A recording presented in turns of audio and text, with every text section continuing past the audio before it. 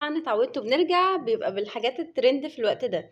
جبت لكم كيكه رش، ومش الكيك بس، جبت لكم كل حاجه من المنتجات بتاعتها.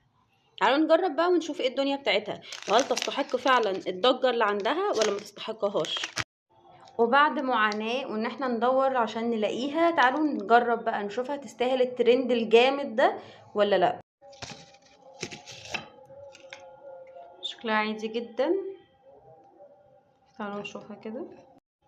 نسيبها بقى في الميكرويف شويه. عينها جامد، بس تعالوا نجرب بقى نشوف تستاهل الترند ده ولا لا. طبعا انتوا شايفين الشوكليت عملت ايه من ورا كده، قصدي من الجناب يعني. طيب تعالوا نجرب الشوكليت لوحدها كده.